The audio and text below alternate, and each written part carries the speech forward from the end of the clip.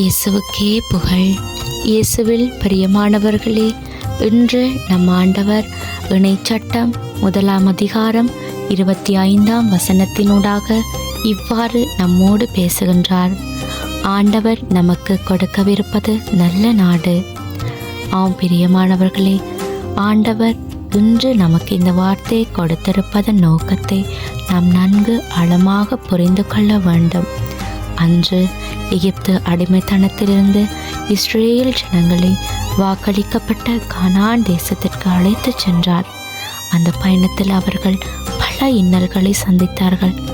ஆனால் நம் ஆண்டவர் பகலில் மேகத்தூணாகவும் இரவுல நெருப்பு தூணாகவும் இருந்து அவர்களை காத்து வழிநடத்தி வந்தார். இன்று நம்மை பார்த்து கூறுகிறார், அவர் எங்களுக்கு நல்ல நாட்டை தருவார் என்று. கொஞ்சம் யோசிச்சு பாருங்களேன். கடந்த சில நாட்களாக இஸ்ரேல் ஈரான் பிரச்சனை எவ்வளவு கொடுமையாக நடந்து கொண்டிருக்கிறது என்று. அந்த நாட்டு தலைவர்கள் மக்களிட நலனில் அக்கறை செலுத்தாமல் யுத்தம் செய்து கொண்டு எத்தனையோ உயிர்கள் அழிக்கப்பட்டு கொண்டிருக்குது. அந்த நேரத்திலேயும் ஆண்டவர் இன்று எங்களையும் எங்களோட நாட்டையும் எங்களுடைய குடும்பத்தையும் பாதுகாப்பாகத்தானே வைத்திருக்கிறார். அதற்காக நாம் இந்த நேரத்தில் அவருக்கு நன்றி செலுத்துவோம். அன்றாடம் நாங்கள் எங்களுடைய ஜெபத்தில் எங்களோட நாட்டுக்காகவும் உலக நாடுகளுக்காகவும் ஜெபம் செய்வோம். நாங்கள் ஜெபிக்க மாற்றம் உண்டாகும். விசுவாசத்தோடு ஜெபிப்போம்.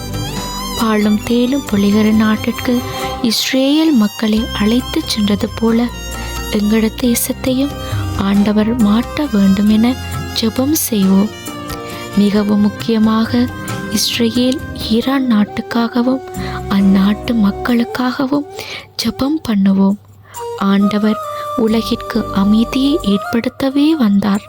எனவே இந்த போர் சூழல் கூடிய சீக்கிரத்திலேயே நல்லபடியாக முடிவுக்கு வர வேண்டும் எனவும் இரு நாட்டு தலைவர்களுடைய மனதையும் ஆண்டவர் மாற்ற வேண்டுமென்றும் ஆண்டவரிடம் உருக்கமாக ஜெபம் பண்ணுவோம். ஆமேன்.